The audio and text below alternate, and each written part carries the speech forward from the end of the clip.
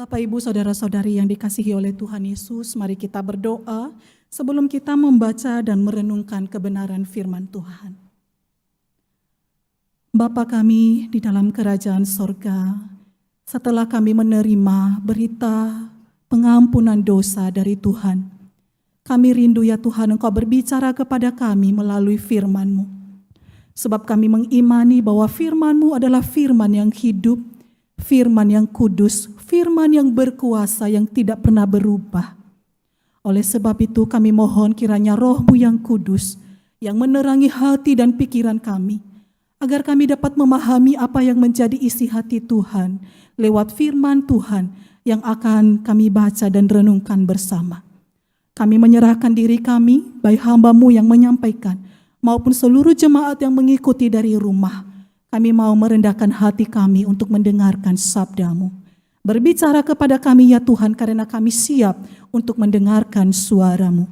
Di dalam nama Yesus Kristus kami berdoa mengucap syukur. Amin. Bapak, Ibu, Saudara-saudari, mari kita membaca Alkitab kita dari Kejadian pasal 1, ayat yang pertama hingga ayat yang kedua. Namun saya akan membacakannya hingga ayat yang ketiga. Kemudian dilanjutkan di dalam Kejadian pasal 1 ayat yang ke-26 hingga ayat yang ke-28. Dan bacaan Injil dari Yohanes pasal 1 ayat yang pertama hingga ayat yang ketiga. Pada mulanya Allah menciptakan langit dan bumi. Bumi belum berbentuk dan kosong. Gelap gulita menutupi samudera raya dan Roh Allah melayang-layang di atas permukaan air. Berfirmanlah Allah, jadilah terang, lalu terang itu jadi. Ayat 26 hingga ayat 28. Berfirmanlah Allah, baiklah kita menjadikan manusia menurut gambar dan rupa kita, supaya mereka berkuasa atas ikan-ikan di laut dan burung-burung di udara, dan atas ternak dan atas seluruh bumi, dan atas segala binatang melata yang merayap di bumi. Maka Allah menciptakan manusia itu menurut gambarnya, menurut gambar Allah diciptakannya dia, laki-laki dan perempuan diciptakannya mereka. Allah memberkati mereka, lalu Allah berfirman kepada mereka, beranak cuculah dan bertambah banyak, penuhilah bumi dan taklukkanlah itu, berkuasalah atas ikan-ikan di laut dan burung-burung di udara, dan atas segala binatang yang merayap di bumi. Kemudian di dalam bacaan Injil, Yohanes pasal 1 ayat yang pertama hingga ayat yang ketiga. Pada mulanya adalah firman, firman itu bersama-sama dengan Allah, dan firman itu adalah Allah. Ia pada mulanya bersama-sama dengan Allah. Segala sesuatu dijadikan oleh Dia, dan tanpa Dia tidak ada suatu pun yang telah jadi dari segala yang telah dijadikan. Demikian jauh pembacaan firman Tuhan. Berbahagialah kita yang mendengarkan firman Allah dan memeliharanya. Haleluya. Haleluya. Haleluya. Haleluya.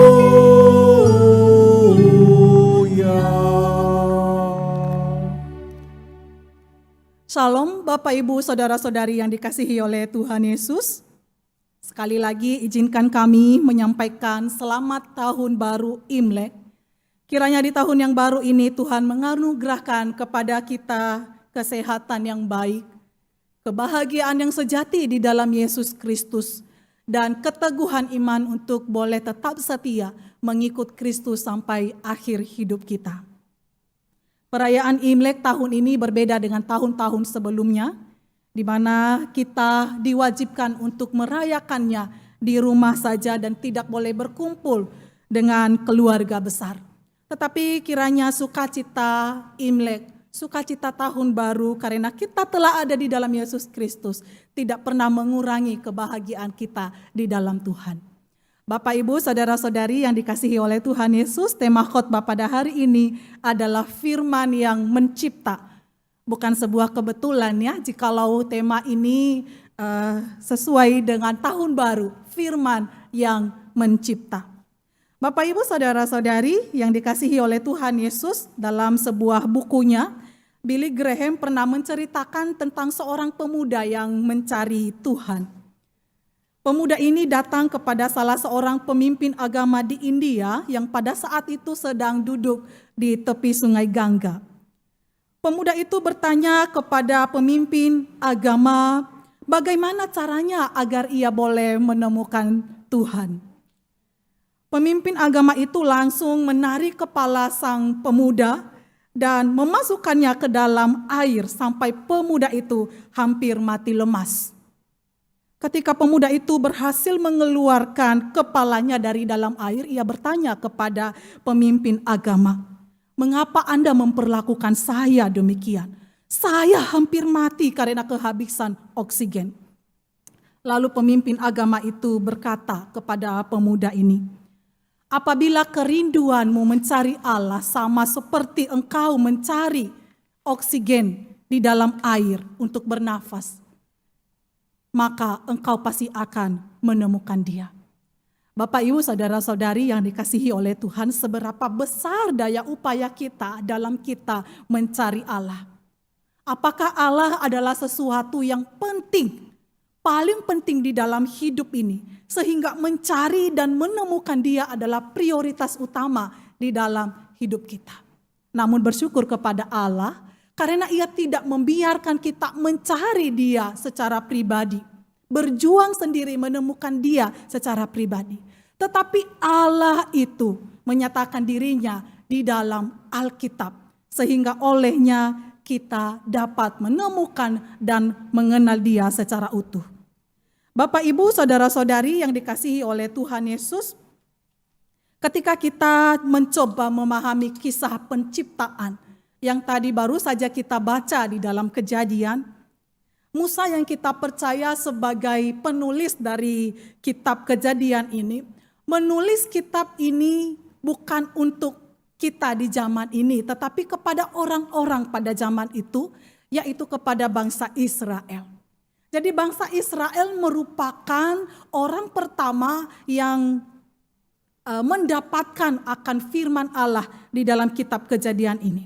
Di mana bangsa Israel pada saat itu sedang diperbudak di Mesir. Dan konsep pemikiran mereka tentang Allah itu sangat dipengaruhi oleh konsep keyakinan iman dunia kuno, yaitu dunia Mesopotamia. Jadi ketika Musa menuliskan firman Allah ini kepada bangsa Israel memiliki konsep pemahaman tentang Allah itu dipengaruhi oleh konsep keyakinan dunia kuno di mana mereka sedang berada pada saat itu.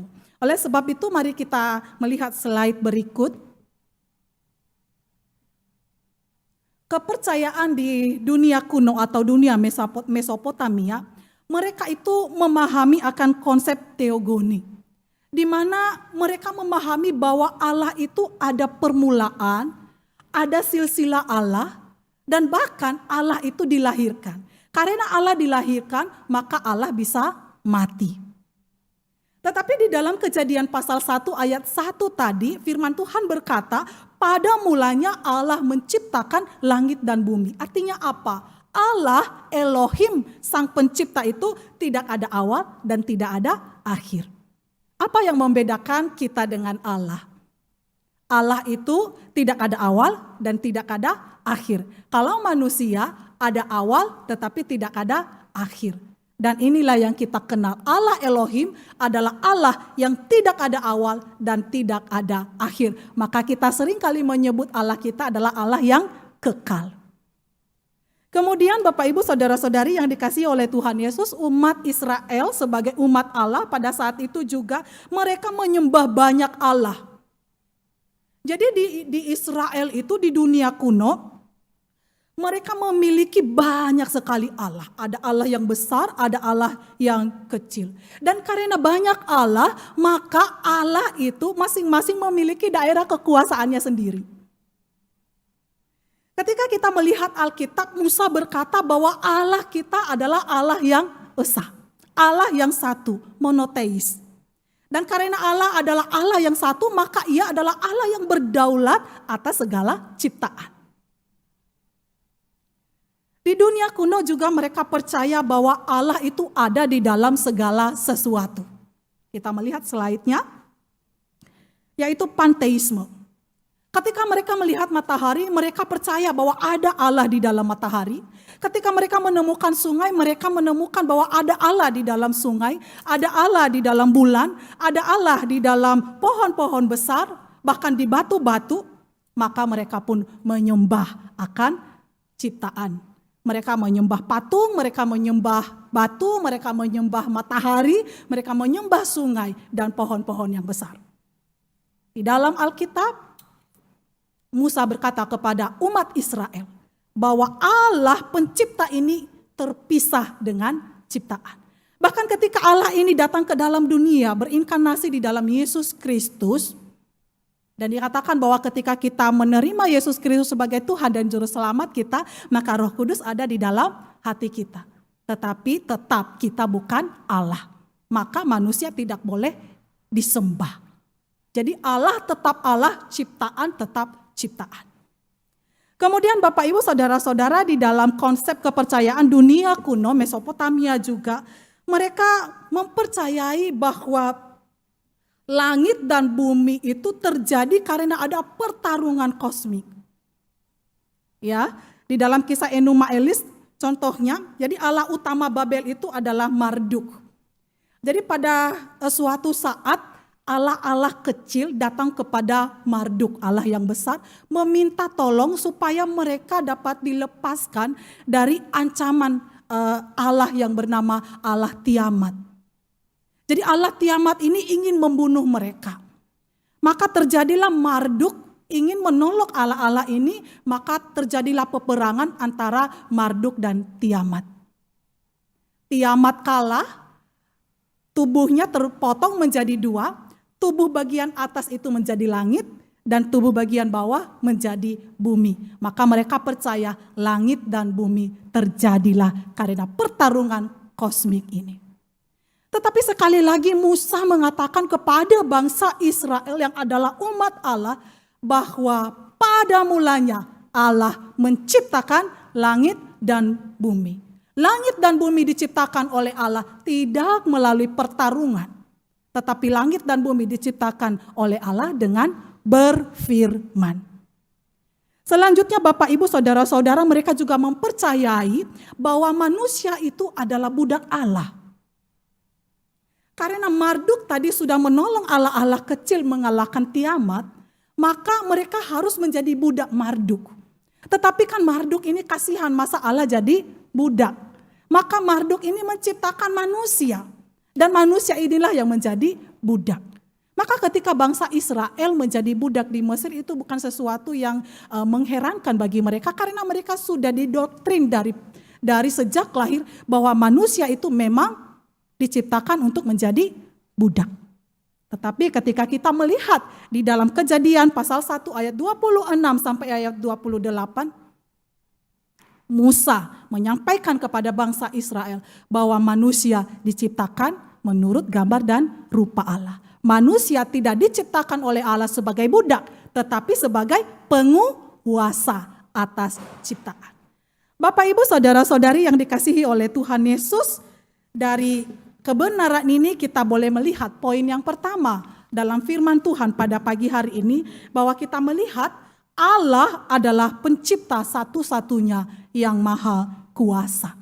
Ia mencipta tanpa usaha, ia mencipta tanpa perjuangan, ia mencipta tanpa pertarungan, melainkan hanya dengan berfirman.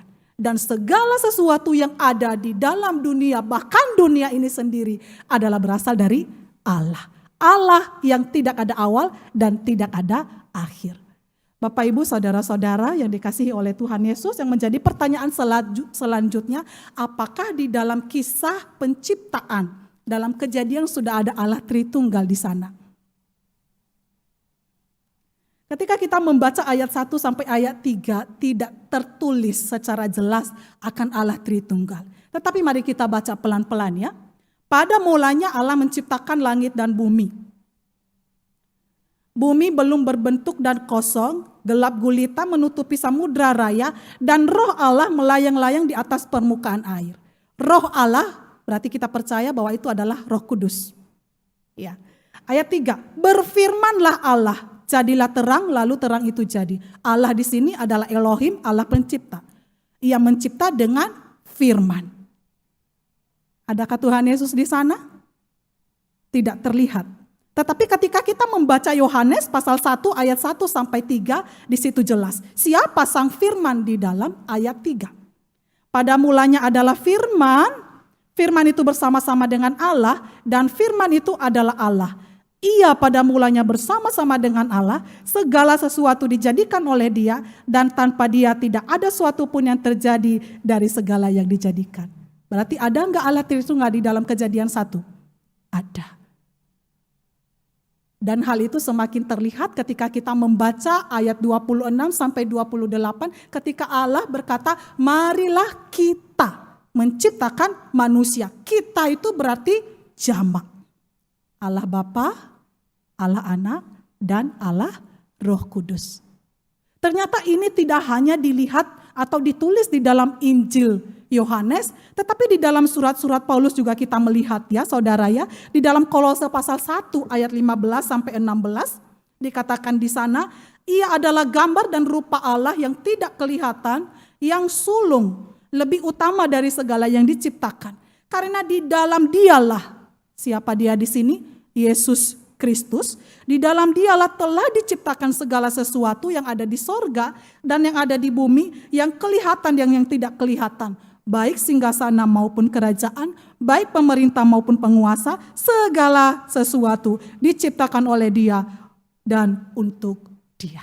Berarti Allah Tritunggal itu sudah ada di dalam kisah penciptaan meskipun hanya tersirat, bukan tersurat.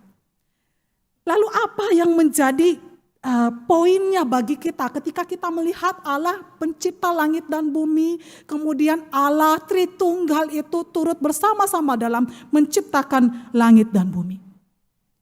Ketika di dalam Injil Yohanes tadi dikatakan saudara, pada mulanya adalah firman, firman itu bersama-sama dengan Allah, dan firman itu adalah Allah. Kalau kita membaca ayat-ayat selanjutnya itu, bagaimana Allah sang firman itu telah menjadi manusia di dalam diri Yesus Kristus. Dia berinkarnasi di dalam diri Yesus Kristus. Datang ke dalam dunia ini dengan tujuan apa saudara? Mengapa Allah meninggalkan sorga dan berinkarnasi di dalam diri anaknya Yesus Kristus datang ke dalam dunia ini? Dengan tujuan apa? Mari kita akan melihatnya di dalam poin yang kedua. Poin yang kedua dari firman Tuhan pada pagi hari ini adalah manusia diciptakan menurut gambar dan rupa Allah. Itu tadi berulang-ulang disampaikan di dalam Kejadian pasal 1 ayat 26 sampai ayat 28. Allah menciptakan manusia seturut gambar dan rupanya, baik laki-laki maupun perempuan. Namun kita melihat setelah manusia diciptakan, kita segera masuk di dalam Kejadian 2, apa yang terjadi? Allah memberikan perintah kepada manusia. Dan kemudian selanjutnya di pasal yang ketiga Kejadian, kita melihat di sana kejatuhan daripada manusia dalam dosa. Mereka tidak taat kepada perintah Allah. Kemudian langsung kepada pasal 4, apa yang terjadi di sana? Terjadi pembunuhan antara kakak beradik, Kain dan Habel. Selanjutnya kita melihat pasal 5, saya ajak Bapak Ibu untuk membaca pasal 5. Ayat 1 hingga ayat yang kedua. Inilah daftar keturunan Adam pada waktu manusia itu diciptakan oleh Allah, diulang lagi di sini ya. Dibuatnya lah dia menurut rupa Allah. Laki-laki dan perempuan diciptakannya mereka. Ia memberkati mereka dan memberikan nama manusia kepada mereka pada waktu mereka diciptakan. Langsung berubah di ayat 3. Setelah Adam hidup 130 tahun, ia memperanakan seorang laki-laki menurut rupa dan gambarnya. Menurut rupa dan gambar siapa Bapak Ibu? Menurut rupa dan gambarnya. Gambar Adam. Ini maksudnya apa? Adam diciptakan menurut gambar dan rupa Allah, kemudian anaknya Set, keturunannya diciptakan menurut gambar dan rupa Adam. Artinya apa? Kita keturunan Adam mewariskan gambar dan rupa Allah yang telah rusak di dalam diri Adam. Maka ini yang disebut oleh Rasul Paulus di dalam kitab Roma, semua manusia telah kehilangan kemuliaan Allah. Semua manusia tidak ada yang mencari Allah. Kecenderungan hatinya adalah berbuat dosa.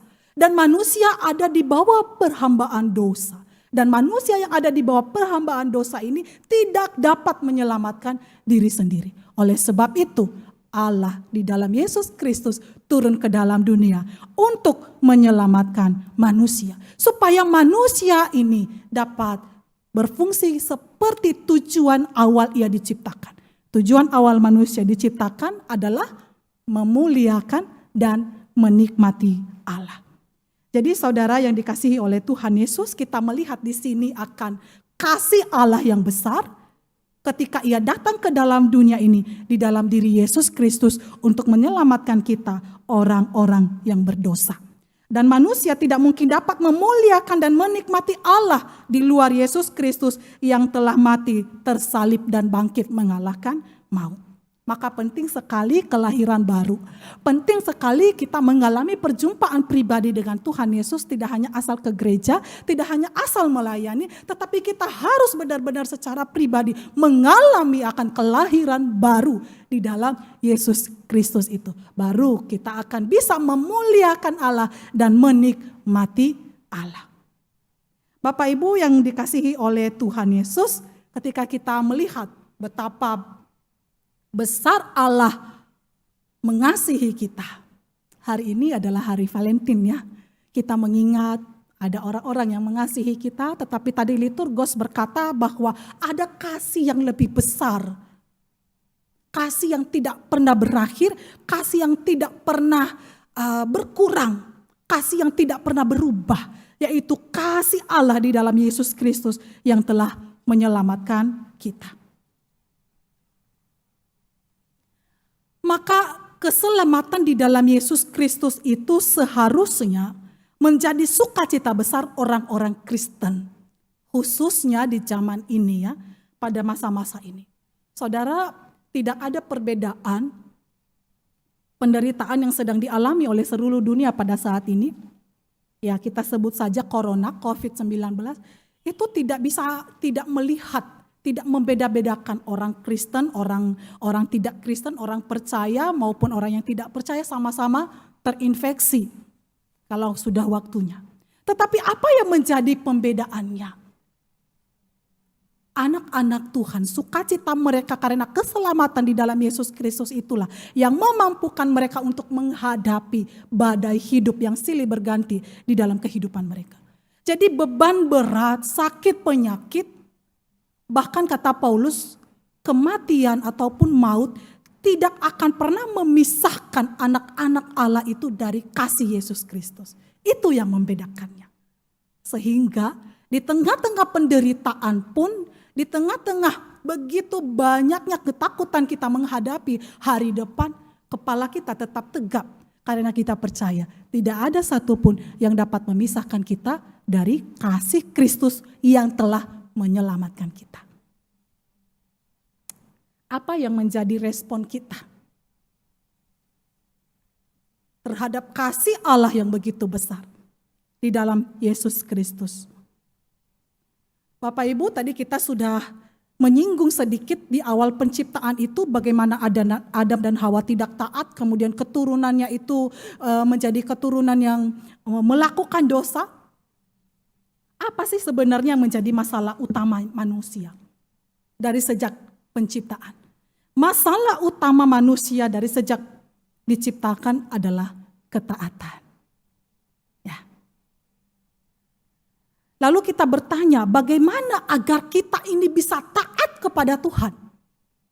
Karena ternyata meskipun kita sudah percaya Yesus Kristus, bahkan saya sebagai hamba Tuhan pun, udah jadi hamba Tuhan pun, kita ini tidak serta-merta menjadi orang yang taat setiap hari, bukan?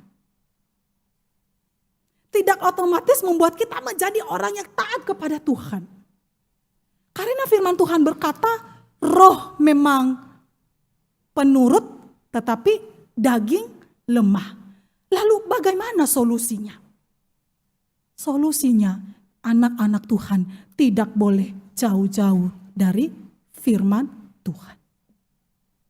Maka Yesus berkata, jika kamu tetap dalam firman-Ku, kamu benar-benar adalah murid-Ku.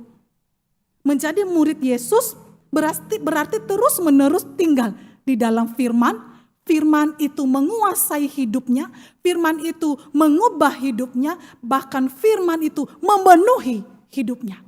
Maka murid berarti berjalan di atas bekas tapak kaki Yesus. Ya, gereja kita, gereja yang menjadi murid. Kita sudah harus ada konsep. Menjadi murid Yesus itu apa? Menjadi murid Yesus berarti berjalan di atas bekas tapak kaki Yesus. Bapak Ibu saudara-saudari yang dikasihi oleh Tuhan Yesus, ketika saya duduk di SMA, duduk di bangku SMA, saya pernah bertanya kepada guru agama saya yang mengajar pada saat itu. Karena pada saat itu kami sedang membahas akan kisah penciptaan ini. Saya menanyakan bagaimana keakuratan Alkitab, karena beberapa hari sebelumnya kami baru belajar sejarah dan sejarah mengatakan manusia itu berasal dari hasil evolusi. Nah, saya kemudian melihat muka saya di cermin, wah masa sih saya ini dari monyet? Ya, kalau kita masih ingat teori Darwin mengatakan bahwa manusia ini dari monyet. Ya enggak mungkin, saya enggak bisa menerima hal itu. Kemudian saya mencari kebenaran, menanyakan kepada guru agama saya. Ini bagaimana, mana yang harus dipercayai Alkitab, apa sejarah? Kemudian guru agama saya menjawab dengan singkat, kamu jangan mencampur adukan antara agama dengan sejarah. Kamu jangan mencampur adukan Alkitab yang adalah firman Allah itu dengan sejarah ya sejarah. Alkitab ya Alkitab. Tetapi pertanyaan itu saudara tidak menolong saya sama sekali. Bahkan bertahun-tahun saya mempercayai bahwa saya ini berasal dari evolusi. Hingga saya ketika masuk dalam sekolah teologi, di semester pertama, pertanyaan saya yang pertama kepada dosen adalah bagaimana Alkitab melihat sejarah? Bagaimana Alkitab melihat sains atau ilmu? Dan saya bersyukur saya dipertemukan dengan seorang dosen yang menjelaskan kepada saya bahwa tidak bisa memisahkan Alkitab dengan sejarah, karena di dalam Alkitab sendiri berisi sejarah. Tetapi dia mengatakan bahwa firman Allah di dalam Alkitab seharusnya menerangi segala bidang ilmu dan sejarah, termasuk menerangi segala bidang kehidupan manusia. Tingkah lakunya, tutur katanya, bahkan dia berkata cara makannya, termasuk cara jalannya. Firman Tuhan itu harus mempengaruhi akan kehidupan manusia. Bapak Ibu permisi tanya, bagaimana Bapak Ibu melihat Alkitab yang adalah firman Allah ini? Di mana di dalamnya berisi perkataan Allah Sang Pencipta. Apakah saya dan saudara seperti guru agama tadi yang mencoba memisahkan Alkitab dari ilmu pengetahuan, mencoba memisahkan Alkitab dari kehidupan kita sehari-hari? Ya Alkitab ya Alkitab, firman Allah ya firman Allah. Firman Allah yang saya dengar setiap minggu, yang saya baca setiap hari adalah firman Allah. Tidak ada hubungannya dengan pekerjaan saya, tidak ada hubungannya dengan usaha saya, tidak ada hubungannya dengan keputusan yang saya ambil, tidak ada hubungannya dengan tutur kata saya, tidak ada hubungannya dengan saya memperlakukan orang lain. Alkitab ya Alkitab, hidup saya ya hidup saya. Apakah kita coba memisahkan antara dunia rohani dengan dunia sekuler? Tetapi kita percaya di dalam kekristenan tidak ada dunia sekuler dan tidak ada dunia rohani. Semuanya adalah dunia rohani, ibadah kita kepada Allah. Apakah kita coba memisahkan Bapak Ibu? Firman Allah yang kita dengar dan kita baca ini di dalam kita melanjutkan keluarga kita. Di dalam kita berelasi dengan pasangan kita dan anak-anak kita, bahkan berelasi dengan orang lain. Atau lebih mendalamnya lagi, Bagaimana gereja selama ini dalam mengambil keputusan? Apakah setiap keputusan yang diambil itu terpisah jauh dari firman Tuhan? Keputusan gereja ya keputusan gereja, firman Allah ya firman Allah. Padahal 2 minggu yang lalu di dalam khotbah Pendeta Hendra mengatakan bahwa gereja adalah penopang dasar daripada kebenaran. Bapak Ibu saudara-saudari yang dikasihi oleh Tuhan Yesus, jika firman Allah ini terpisah jauh dari kehidupan kita sebagai umat Allah, maka kita tidak bisa berdampak apa-apa di dalam dunia ini. Karena firman Allah juga tidak berdampak apa-apa pada diri kita. Kita hanya bisa berdampak bagi dunia ini setelah kita membiarkan diri kita dipengaruhi, dikuasai, dipenuhi, diubahkan oleh Sang Firman. Maka Yesus sebelum dia menuju salib, dia berdoa kepada Bapa untuk murid-muridnya. Doanya di dalam Yohanes 17 ayat 17. Kuduskanlah mereka dalam kebenaran. Firman-Mu adalah kebenaran. Betapa pentingnya firman Tuhan sebagai dasar hidup satu-satunya yang menguasai, yang mempengaruhi secara total kehidupan kita sebagai murid Yesus Kristus. Ini lagi musim hujan ya saudara-saudara ya. Dalam 2 hari ini sih ada hujan ya. Puji Tuhan ketika perekaman ini tidak hujan gitu. Tapi kita lagi sedang dalam musim hujan. Suami saya hampir setiap pagi kena hujan ya, naik motor ke tempat kerja. Di setiap rumah kita pasti memiliki payung, ya, payung. Payung ini sangat dibutuhkan, khususnya di musim-musim penghujan. Meskipun parkiran depan gereja itu begitu dekat dengan gereja, tetapi di kala musim hujan, di kala hujan deras tiba, kita sangat membutuhkan benda yang satu ini supaya kita boleh sampai ke gedung gereja ini tanpa basah. Tetapi ketika musim kemarau tiba, benda yang penting ini dia hanyalah menjadi sebuah aksesoris di sudut ruangan atau menjadi sesuatu yang tidak begitu kita perhatikan yang ada di bagasi mobil kita. Bagaimana kita memperlakukan Alkitab kita? Apakah kita memperlakukannya seperti payung yang hanya sewaktu-waktu kita pakai, yang hanya sewaktu-waktu kita gunakan, atau kita memperlakukannya seperti oksigen yang tidak bisa, kalau tidak ada oksigen, maka kita tidak bisa hidup. Dan bagaimana oksigen itu sangat mempengaruhi akan seluruh organ-organ tubuh kita supaya tetap sehat. Bapak Ibu saudara-saudara, hari ini hari Imlek ya. Tapi saya ada angpau ya. Tapi bukan untuk dibagi-bagikan kepada Bapak Ibu. Namun saya ingin mempertanyakan kepada Bapak Ibu, apa bedanya uang? Ya, uang dengan waktu. Menurut Bapak Ibu, apa bedanya uang dengan waktu?